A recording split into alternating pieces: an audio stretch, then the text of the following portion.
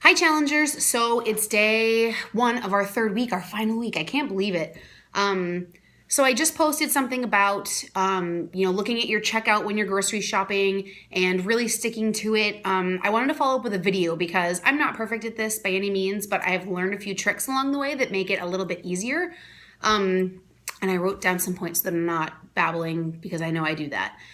The first one I want to talk to you about is meal planning. So sit down. If you know how long you're going to be shopping for, oh geez, Moss.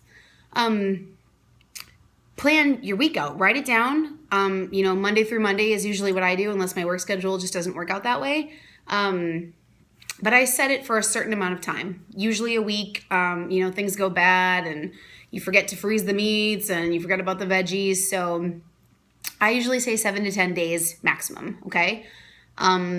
And you need to, when you're doing that, look at like what days you're going to be home. If you're somebody who works, excuse me, I just take my lunch really fast. If you're somebody who works or your husband works, look at the days that you're not going to be home. If you're going to have a sitter one night, plan pizza for the kids or hot dogs or whatever they like to eat that's easy, or things that can be in the crock pot, and make sure that you plan something for yourself too. So consider those things. Like, we're going away this weekend to Connecticut to be with my family. So I know that Saturday I don't need dinner. And I also don't want to make a big meal Friday so that we don't have leftovers that we can't eat. To build on that, grocery list. Make a grocery list and stick to it. For my coaches, if you have the online office, there's a great document that's a grocery list. It sorts everything like healthy carbs and proteins and dairy, and it sorts everything. And it's literally so that you can just go through the store to each department and get what you need. For the most part, it keeps it very organized.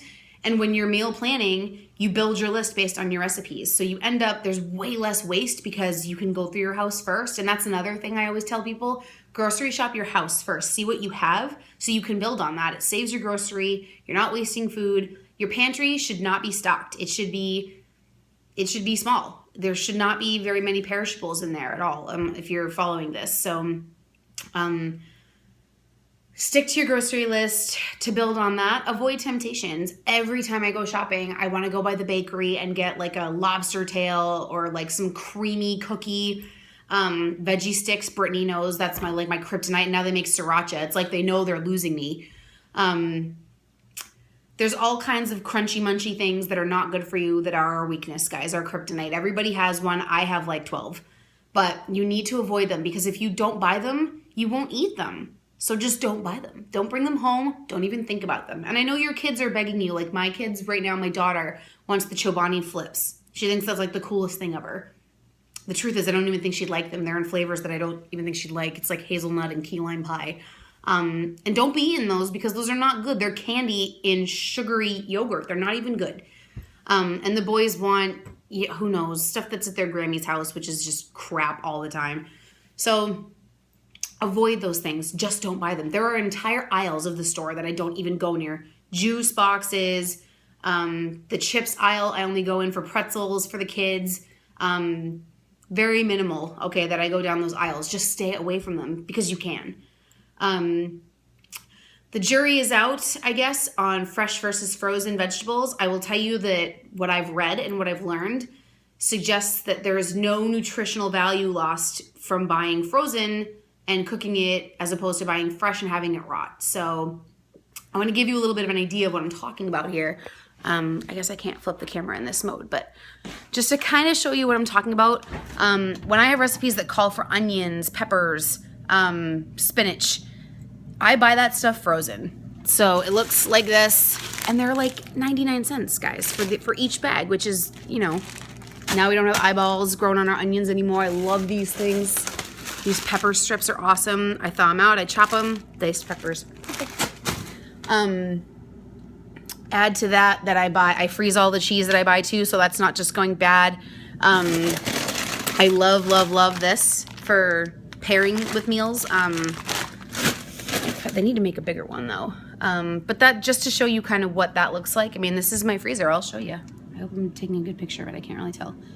That's the door. Okay, so that's kind of what it looks like, all right? And the fridge, same thing, all right? Spinach up top because spinach is God. And, there's not a whole heck of a lot in here. Yeah, lots of beer because the Pats game. You know how it is. But I try to leave this. It looks like I didn't go shopping. It's not super full, but that's what you want. Everything you buy, you want it to have intention. So you don't want to stock your house just to stock your house. All right, so fresh versus frozen, I would highly recommend that, especially for your shakes. If you're drinking Shakeology, buy frozen pineapples and frozen berries and frozen, there's mango, there's all kinds of stuff. It's not really my jam. I hate berries. I don't really like fruit. I'm weird. But always buy frozen if you have the option. Butternut squash, already cut up, frozen. Yeah, because I hate cutting that thing. It's like the bane of my existence. When they figure out spaghetti squash frozen, I'm going to be all over that too because I hate cooking those things.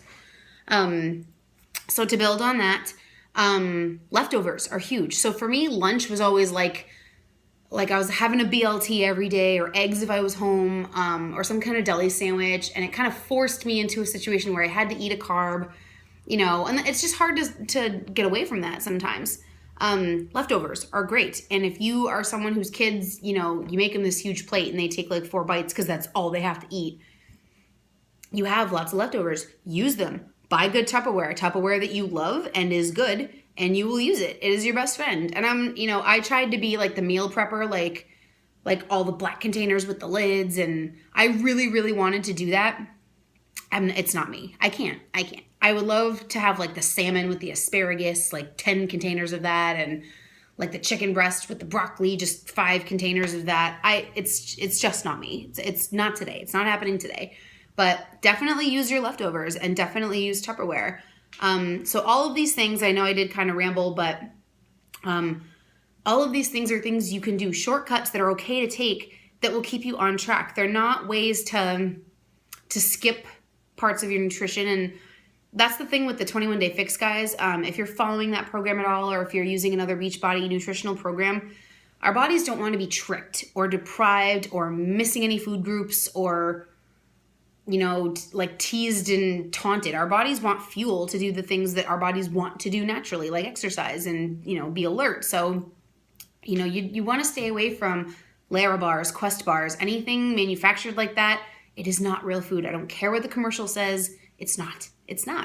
If you read the ingredients, it's not true. It might be made from real food and that's cool, but your body wants, we buy these things all the time, right? Like these nutritional bars that say, contains nuts and berries and, stone ground Yemen flour. And that's awesome. But you know what? You could just grab a handful of peanuts and some berries and have a great snack.